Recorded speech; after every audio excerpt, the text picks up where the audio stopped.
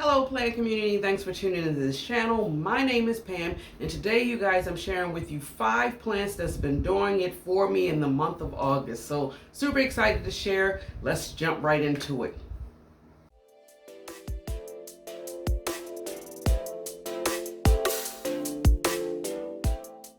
Okay guys, so before I show you the 5 plants that I've been Googling-eyed over, if you have not done so, please remember to hit the subscribe button and I thank you so much in advance. So really quick, I did what I always do in the end of the month. I'm actually just go around and I'm surveying my plants, and I always gravitate to the ones I've noticed that I've been looking at more, touching more, checking on more. And I don't know why it changes on a monthly basis. I think it's because it may be something that's just popped out to me that caught my attention. And so whenever one of the plants in my mini large collection grab my attention, I feel like it's noteworthy to bring it to your guys' attention, if that makes sense. But let me show you the first plant. Is my Hoya cherish, or as I like to call it, my tree of hearts. I love the fact that I'm having it grow up on a bamboo stake as opposed to trellising it. And I think one of the reasons why I did not decide to use a hoop trellis like I have a lot of my Hoyas on is because these stems are just extremely, look how thick they are. For those of you who may not have this in your collection, but you know Hoya cherish, their stems are very thick. And the best time to actually wind them around a trellis would be when it's first starting to grow. Well, once they get acclimated and settle, it starts to get a little bit more challenging to do so. And so I'm really fearful that I'm going to actually snap the leaf. So in the beginning stages of me growing this, I decided to put it on this bamboo stake. And up and away she has been going, and she has really been a banger to my heart with the beautiful heart-shaped leaves. And look, I mean, I just love the way she is growing in such a unique way. I feel like that I could put her on like a pedestal type of environment and she would just easily just take over the space and the room that I have her in right now. She is growing in my sunroom, and although she really has not done that much growth, I can honestly say in this growing season, she does really pull at my heartstrings, and she just brings me so much joy because she's been such an easy care plant. And I already know that you guys knew that I was going to select a Hoya because, hey, I've been on this Hoya streak lately, and I don't know why it's been like that. And I'm just going with the vibe. I hope that you guys aren't being like disturbed by me just staying on this particular species or genus of plants. But you guys, like I said, I'm doing what speaks to me at the time, and you know, I probably will hop off of that bus at some point in time and do another focus on another genus because I do love a lot of different variety of plants. But for some reason right now in this growing season for this year, it's just magically been Hoyas. But I'm not going to show you a Hoya up next. My next plant, you guys, is actually going to be a Singian, my Singian frosted heart. And oh wow, I just realized, guys, I don't know if I should. Now I know, you see that? Wait a minute, before. You see the other little root growing out underneath of there? I just realized that. But I don't think she's, I don't think she's root bound. So I'm going to leave her in here for now. I have her like underneath a plastic pot. But the reason why I had to pay homage to this plant is because she is not as easy care as my Singian chia pins. The chia pins is like S tier in my personal opinion. This plant is beautiful for the name, of course, the frosted heart, because of the subtle snow-like feature that this plant brings. She is a little bit more trickier for me to grow. I'm not going to lie. I've had some challenges with her. I had to reestablish her root system, which I'm glad I was able to pull it off.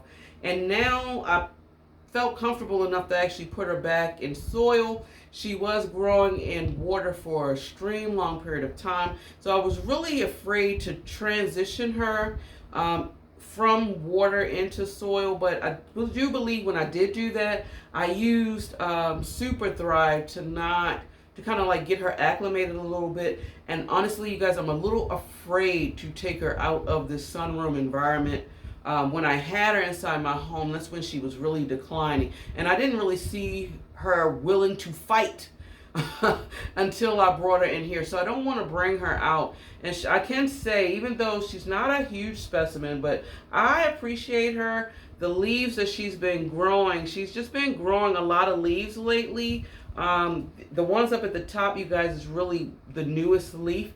And this leaf actually right here has not even gotten that formed or hardened off, as so to speak, yet, and it's already a little new growth period, new growth right here at the top. Can y'all see that? I don't think it's focusing. Right here. So she has been pushing out one leaf after another.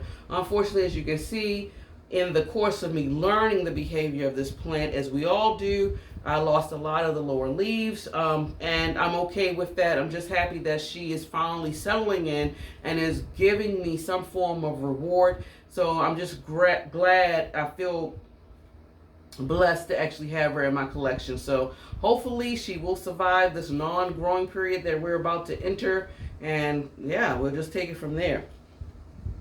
My next plant I'm going to show you is an Antherium. I'm trying to get her. This is my Antherium Planovium, you guys. Don't really talk that much about her. I've had her for not quite some time. I've had her in my collection for a very short period of time. But she has, I wouldn't consider her like a fast grower. I do in fact consider her a moderate grower. Now she's had grown the latest leaf, this leaf here, and then this leaf here. But I've been in the process of actually treating her. I'm not sure. She may have some form of, I don't want to say spider mites, but she's been having some form of a pest damage going on here and there. So I have been somewhat treating her.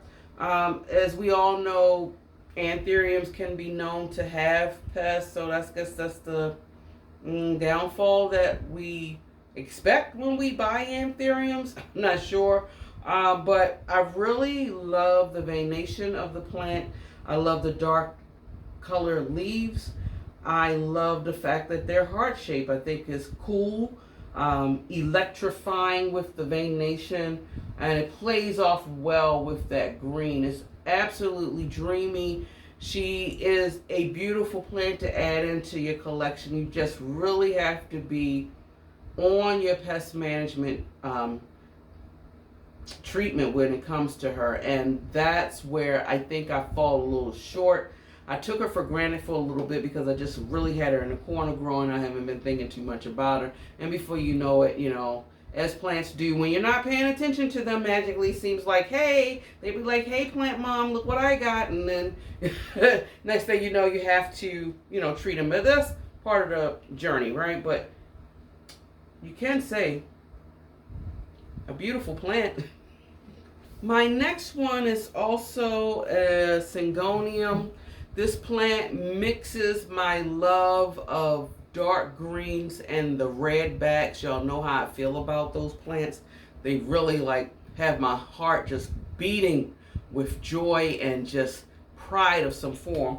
Another plant that I not had in my collection for a period of time, but she is bringing me just as much joy as if I had her for years.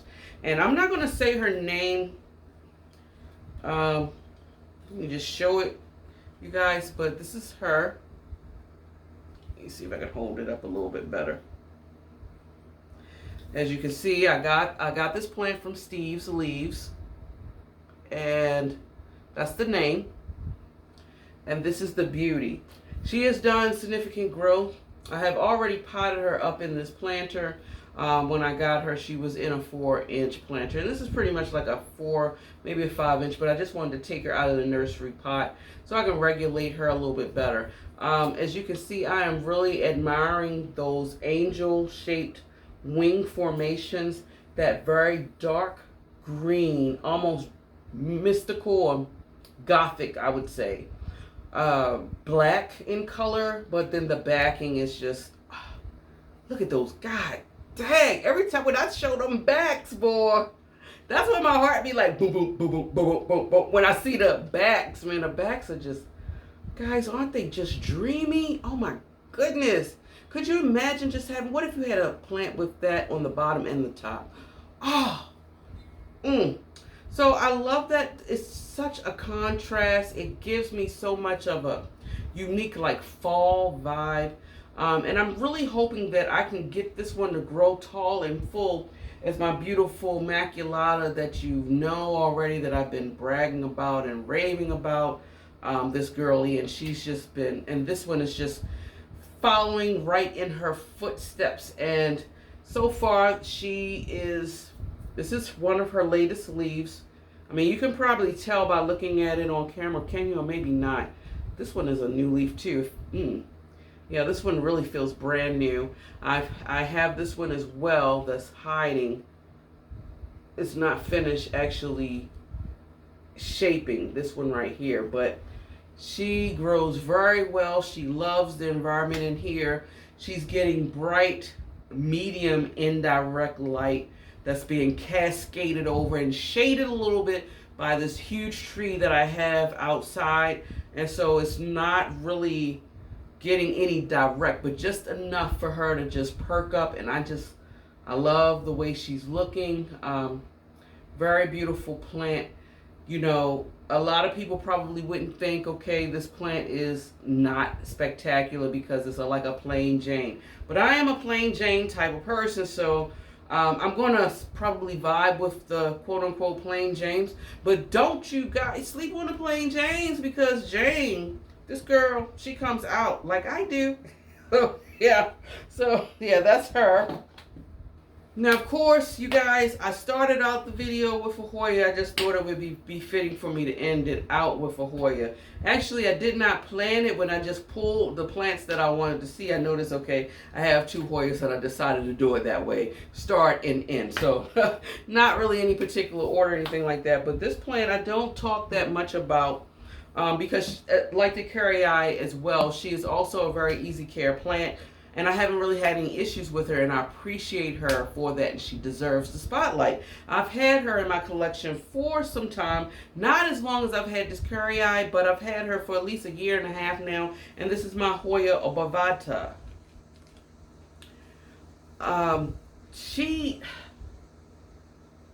Now, I don't know why. I probably should have. I don't know. First, I'm going to say I don't know why, but I think I do know why I did not. I was on the fence at the beginning of the growing season as whether or not to put her outside with my wall of Hoyas and the other Hoyas that I have, like in the outside, because I wanted her to maintain the color. I'm having difficulty finding the dark green Hoyas that I be seeing people obtain. And I know it's a genetic type of thing. It can't be all the time. It can't possibly be a lighting thing. I'm coming across people sharing on social media their darker colored Hoya obovata. And this is just a regular, like, mid-green. But if I could get my hands on a darker one, like, you're talking about speaking to my soul. But honestly, you guys, she is sitting in my dining room. She's getting artificial lighting. Not enough to say that she's bleached, but guys, check it out. I love the subtle color in her. Isn't it beautiful though? And look at this leaf right here. I don't know if that's like what color would you say? Is that a grayish, pinkish hue type of light color? I love that. And check it out. Can y'all see?